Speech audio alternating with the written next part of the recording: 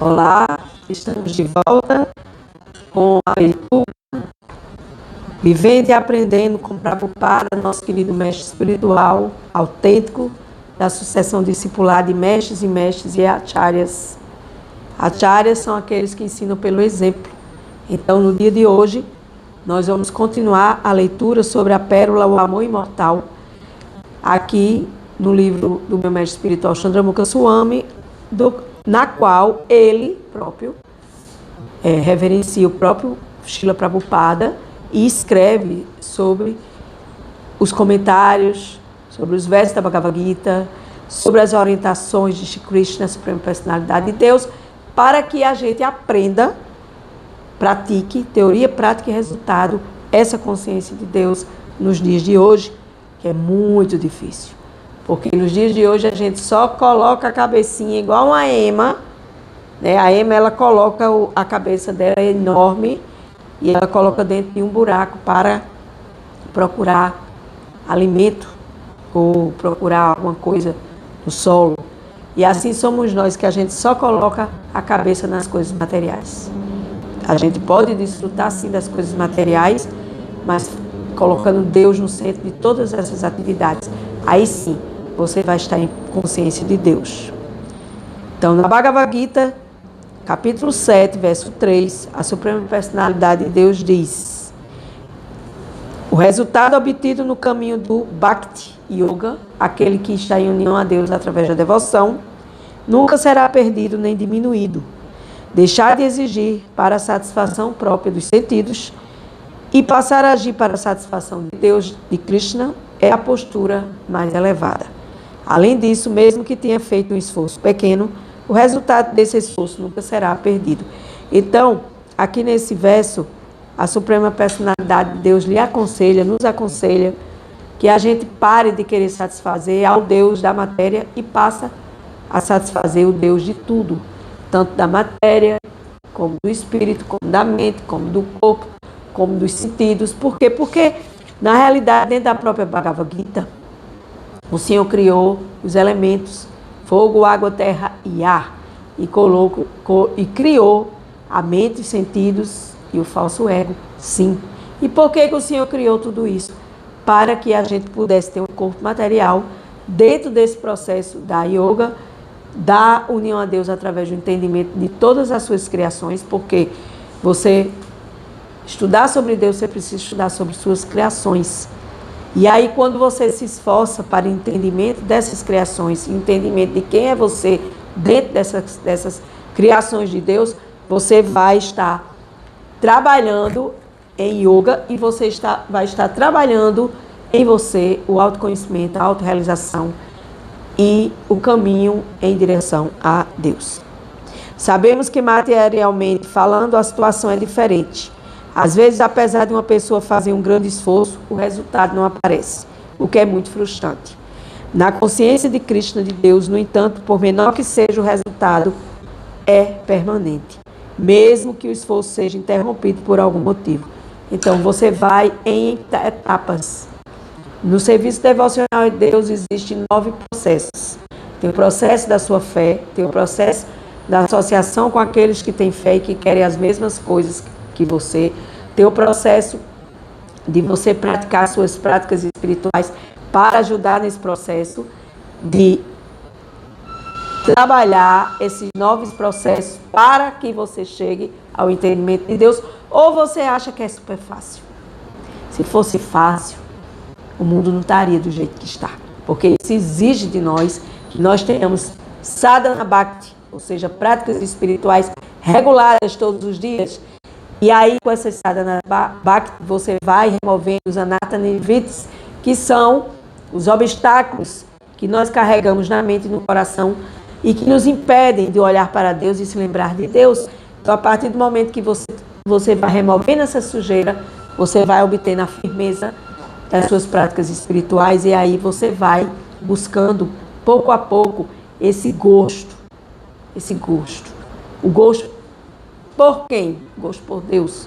Através dessa firmeza, eu vou buscando ruti, o gosto verdadeiro, e aí eu vou desenvolvendo emoções espirituais, e dessas emoções espirituais eu vou chegar a Prema Bhakti, que é o amor puro por Deus. Ou você acha que é fácil?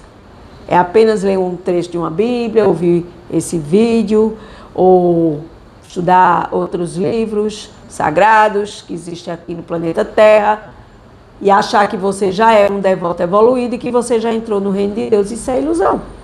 Porque para entrar no reino de Deus, você precisa ter conhecimento acerca de Deus.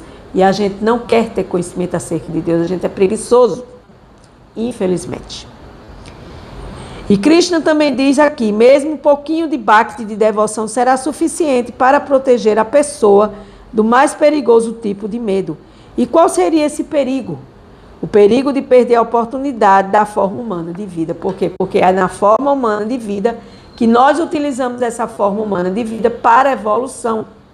Ao contrário disso, segundo o capítulo 6 da Bhagavad Gita, quem se empenha no caminho da devoção e de algum modo cai de sua posição, tem ao menos a certeza de que nascerá na próxima vida como ser humano ou numa família de espiritualistas ou numa família aristocrática e rica. Por quê? Porque qualquer esforço que você faça em Bhakti, você vai ter seu prêmio consolador. Não é apenas uma consolação material de fazer uma viagem, mas o seu prêmio de você saber que você está nesse caminho e que você tem seus empecilhos e que você persiste, você tem firmeza, firme ali. Aí você, na sua firmeza, você vai adquirindo ruti, que é esse gosto. E aí vem bhava, as emoções espirituais, depois vem o apego a Deus. Porque a gente não se apega a Deus. Eu estava ali olhando o quadro que eu tenho aqui na parede com os 9 estágios de devoção. 9 estágios devocionais. 9 plataformas de práticas devocionais para você chegar ao entendimento de Deus e para você se elevar em consciência de Deus. Ou você acha que é fácil? Se fosse fácil, esse mundo já era um paraíso. Então, nesse processo, continuamos a leitura. É claro que a meta não é essa, mas um bom nascimento é valioso, pois coloca a pessoa em condições favoráveis para que ela prossiga no caminho da elevação espiritual. Por isso, todos devem se esforçar, pois o esforço é que aproxima alguém da imortalidade. Por quê? Porque quanto mais você se esforça, menos apego você tem às coisas materiais e mais esforço em apego espiritual, em um gosto superior. E aí as coisas materiais vão perdendo aquela fantasia e aquela ilusão de que elas são satisfatórias e que elas trazem essa alegria eterna. Então, nesse sutra, o amor imortal está deixando bem claro que o processo de Bhakti Yoga, a yoga da devoção a Deus, se praticando corretamente, irá definitivamente conduzir uma pessoa a prema, ao amor puro e, consequentemente, à imortalidade. Porque uma vez que você, o Senhor Krishna nos diz que você tem que aproveitar essa oportunidade de vida para se elevar, e aí, você com essa elevação, você vai evoluindo, expandindo sua consciência, e vai chegar um momento que você não vai ter que renascer mais aqui nesse plano material, porque esse plano material aqui é um plano de ilusão, é um plano de provas e expiações, como diz os espíritas. E aí, nesse processo, quem compreende a natureza transcendental, o aparecimento e as atividades de Deus, não precisará voltar a nascer quando chegar o momento derradeiro de sua morte. Bhagavad Gita, capítulo 4, verso 9. O que é a Bhagavad Gita? Ciência Suprema, que também é compartilhada aqui no Espiritualidade. Então, é muito importante a gente entender sobre Deus. A verdade sobre Deus, sobre sua personalidade divina, porque Deus é uma pessoa na filosofia védica. E, obviamente, não apenas entender isso, mas, paralelamente a toda essa compreensão, é preciso que haja uma mudança transcendental do comportamento da pessoa, porque eu estou sempre repetindo, não se evolui praticando os mesmos atos que a deixava em estado de involução. Mencionamos esses pontos aqui na leitura, como também falamos que o caminho de Bhakti é Raja Vidya, ou seja, é o rei da educação. A prática de Bhakti Yoga vai te educar e vai te levar a ser uma pessoa educada, humilde, desapegada, amorosa, compassiva e tolerante. Repetindo, O fato é que toda pessoa sábia é também educada, humilde, desapegada, amorosa, compassiva e tolerante. Características encontradas em um devoto puro. Assim, estas qualidades que ornamentam os devotos puros. Compaixão. Olha só, minha gente, as qualidades que ornamentam os devotos puros. Tolerância, compaixão, bem-querente de toda entidade viva, incluindo vegetais, animais, minerais, não só as entidades vivas, não somente seus familiares, não somente seus amigos, ou mesmo a sociedade humana, mas de todo ser vivo, de todas as almas que estão em corpos materiais, humanos ou não. Então, minha gente, aí é onde vem o princípio da não violência, da rinça, de você se tornar um verdadeiro renunciante desses apegos materiais, de comer animaizinhos, e de estar saboreando um caranguejozinho, de saboreando um peixinho, de saboreando um ovinho, porque ali você interrompeu. Comendo, você interrompeu. Não, eu não interrompi. Quem interrompeu foi quem matou. Mas você também está nesse ciclo evolutivo, nesse ciclo não evolutivo, nesse ciclo de transgressão a essa lei que eu acabei de ler aqui. Bem-querente de todas as entidades vivas. Porque quando você come um animalzinho, você está querendo saciar seu paladar, seus sentidos. E quando você diz, não, eu não vou mais comer não, porque isso jamais vai me fazer evoluir, você está fazendo austeridades, praticando austeridades, tapácia. E tapácia leva você a Deus. Sem austeridade, sem regras, sem regulações, ninguém evolui. Continuando a beber, a comer, a fazer o que quer e achando que está evoluindo, isso é ilusão. Isso é ilusão. E dentro dessa ilusão, a gente não evolui. Um verdadeiro devoto não tem inimigos. Seu inimigo ainda não nasceu. Ele é uma pessoa muito pacífica, levando uma vida sob a orientação das escrituras védicas, ou seja, sendo um verdadeiro sadhaka, um praticante sincero das prescrições védicas. Então, quando você diz, não, eu quero mudar minha vida, eu quero praticar yoga, eu quero me unir a Deus, e eu vou mudar minha vida, e vou mudar minhas práticas espirituais, e eu vou buscar essa elevação espiritual. E aí eu vou mudando o meu pensar, sentir, agir. Eu vou deixando de lado. Não é fácil deixar de comer animaizinhos. Eu demorei um tempinho para fazer isso. Então, nesse processo de buscar essa união a Deus, nesse processo de se elevar a Deus através das escrituras védicas, nós vamos evoluindo e nos tornando conscientes de Deus.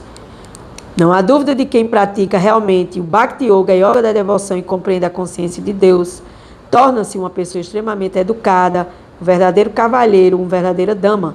E como Krishna diz, tal pessoa atingiu um estágio de perfeição tão elevado que, ao abandonar seu corpo, recuperará sua condição de eternidade. Por quê? Porque o que a impede de evoluir é o corpo pesado, é a mente descontrolada, é o coração cheio de mágoas, de rancor, é o falso eu querendo controlar e ser Deus o tempo todo, e isso não vai levar você a evoluir de forma alguma. É ilusão você achar que você, eu estou escutando a Bhagavad Gita, ok, beleza, tá tudo maravilha. Então eu estou evoluída, tá? Não. Porque você continua com os mesmos atos, você continua com os mesmos costumes, você continua comendo as mesmas coisas, e você acha que está tudo bem, e não tem nada bem, porque quando você sai do seu corpo é que você vai saber realmente a verdade verdadeira da sua vida, nesta vida, como alma em um corpo condicionado. Vale lembrar que, enquanto almas, todos são eternos, embora enquanto corpos, obviamente que não, são limitados. Então, alcançar a eternidade não significa ir atrás de algo novo, algo que não se possui. Na verdade, mesmo permanecendo neste mundo, todos continuam sendo eternos, embora aceitem seguidamente diferentes corpos materiais. Então, nesse processo, a gente vai descobrindo pouco a pouco esse caminho de Bhakti, esse caminho da devoção. Não é fácil, mas não é impossível. Precisa querer realmente mudar a sua vida e buscar ter um gosto superior Porque esse gosto na matéria é um gosto inferior. Então, nesse processo, pode-se permanecer neste mundo material por tempo indeterminado, nascendo, envelhecendo, adoecendo e morrendo. De fato, isso é o que acontece com quem dá as costas para Deus. E assim evita sua relação com Deus. Evita compreender Deus e servir Deus. Então, a gente esquece, a gente não serve, a gente não lembra, a gente só quer, ha. Eu já vivi muito no ha, na ilusão. Mas hoje eu não quero mais isso, não. Porque eu compreendi que eu sou uma alma e eu não sou um corpo. E eu sendo uma alma, eu não posso perder tempo mais nessa ilusão. Mas quem quer perder tempo, fiquem à vontade e se sirvam do banquete da ilusão. Infelizmente, é isso o que tem acontecido conosco. Aqui diz o meu mestre espiritual. Estamos reencarnando em diferentes condições, sendo que a cada vida obtemos um novo corpo, com um novo conjunto de sentidos, uma nova condição, mas sempre tentando a mesma coisa. Tentando o quê? Controlar a matéria, se assenhorar da matéria, desfrutar da matéria e não ter consciência de Deus. Porque você precisa ter consciência de Deus dentro da matéria. Porque a matéria foi Deus que lhe deu. Então, por que não ter consciência de Deus e ter consciência do gato, do cavalo, do cachorro, do namorado, da irmã, do irmão, do patrão? E Deus, bum, fica na ilusão, na esquecimento. Aí, Yoga Maya vai dar um jeito de fazer com que você sofra, para você acordar. Então, toda vez, meu mestre espiritual diz que você sofre, é a lei do karma agindo em você. Seja que tipo de sofrimento, do mais leve ao mais pesado. Então, quando a gente se esquece de Deus e não tem consciência de Deus, essa é a causa do enredamento de todo neste mundo. Quando esquecemos de Deus, caímos neste mundo material. Tal condição chama-se Nitya Bada. E ninguém escapa desse condicionamento sem buscar Atma Tattva, a verdade sobre si mesmo, quem eu sou uma alma, sobre sua real identidade espiritual, eu sou Satchitananda eterna, bem-aventurada, eterna, cheia de conhecimento e bem-aventurança. E Krishna Tattva, a verdade sobre Krishna. Quem é Krishna? Deus, a suprema personalidade de Deus. E assim, seu Janma, aparecimento na terra, sua bondade, sua misericórdia, em vir aqui na terra resgatar as almas caídas, que somos nós. E também Krishna Karma, ou seja, como ele faz isso, como ele planeja este resgate transcendental através da consciência de Krishna. E existe uma ferramenta fantasticíssima. Hare Krishna, Krishna Krishna, Hare Hare, Hare Rama, Rama Rama, Hare Hare. Cante Hare Krishna, seja feliz. Coloque na sua caixinha de som, coloque no seu trabalho baixinho. Acorde e já coloque para ouvir. Vai dormir, coloque para dormir. Acordou, coloque para acordar. E sua mente vai se limpar. Faça o teste. 1 mês ouvindo o mantra Hare Krishna. E venha conversar comigo, que eu vou lhe dar os parabéns. Porque é exatamente esse caminho. Uma das mais importantes atividades humanas da Suprema Personalidade de Deus foi o seu diálogo na Bhagavad Gita com seu discípulo Arjuna, onde ele revelou a essência do conhecimento védico e a deixou registrada para que, mesmo hoje em dia, todos possam compreender o próprio significado de si mesmo e de suas vidas. Bhagavad Gita, a ciência suprema da alma. Desse modo, ao se tornar devotada a Krishna, ajustar sua vida de acordo com seus ensinamentos divinos e chegar o momento de abandonar seu corpo, a pessoa voltará para a sua condição original de imortalidade. Por quê? Porque se você abandona o corpo pensando em coisas materiais, ou na agonia das doenças terminais, dos cânceres terminais, etc., você jamais vai chegar ao reino de Deus, você vai voltar de novo aqui. Então você tem que treinar, você tem que pegar essa vida atual e fazer um treinamento com você, aqui e agora. Quanto tempo leva para começar? 1 minuto, 1 minuto, segundo Srila Prabhupada. Você pode decidir aqui e agora, eu quero mudar minha vida, então, muda a sua vida e tudo mudará. Para a alma permanecer dentro de um corpo mortal, é uma situação completamente artificial, porque a alma não precisa de corpos, ela precisa de Deus. Morrer não diz respeito à alma, não faz parte de sua natureza. Assim como adoecer, envelhecer também não faz parte da natureza da alma. É por isso que ninguém se conforma com nada disso e nem deveria. Afinal, nada disso faz parte da verdadeira natureza do ser vivo. Morrer, renascer, adoecer e por aí se vai. Por isso, ninguém quer envelhecer e morrer. Veja aí o povo tudo botando botox, tritox, fazendo tudo para o corpo, para o corpo não envelhecer. Isso é ilusão, porque vai envelhecer, porque faz parte da natureza criada por Deus. Por isso ninguém quer envelhecer e morrer. Como são situações incompatíveis com a alma, são inaceitáveis, mas não será através de algum arranjo material que o ser humano encontrará a imortalidade. A ideia de encontrar uma fórmula para que a alma permaneça para sempre no mesmo corpo material é uma das mais absurdas. Isso não existe, isso é ilusão, minha gente. Curiosamente, no sentido que está neste mundo e permanece dando suas costas para Deus, permanecerá para sempre aqui, mas obviamente trocando de corpos. É o prêmio, é trocar de corpos e vir para cá, passar por tudo de novo. O fato é que todos são eternos. Resta saber onde cada um escolherá estar. Você quer estar no mundo material, finito, cheio de doenças, pobreza e conflitos, renascendo aqui, ou quer sair daqui e habitar a morada de Deus, porque está aqui tudo bem bonitinho. Situações incompatíveis com a alma são inaceitáveis, como adoecer, envelhecer, morrer e renascer. A ideia de encontrar uma fórmula para que a alma permaneça sempre no mesmo corpo material é uma das mais absurdas ideias. Quem está neste mundo e permanece dando suas costas para Deus, permanecerá para sempre aqui. Obviamente, trocando de corpos. O fato é que todos são eternos. Resta saber onde cada um escolherá estar. Então, nesse processo, está aqui a verdade absoluta, falando para nós, para que a gente dê um clique e mude sua vida agora e aqui já. Porque do jeito que está, não pode continuar, porque você não está evoluindo. Nem eu estou evoluindo, nem você está evoluindo, e todos estamos estacionados, mastigando o que já foi mastigado inúmeras e inúmeras vezes em corpos passados. Então decida ser o melhor e seja feliz em consciência de Deus, em consciência de Krishna. Gratidão.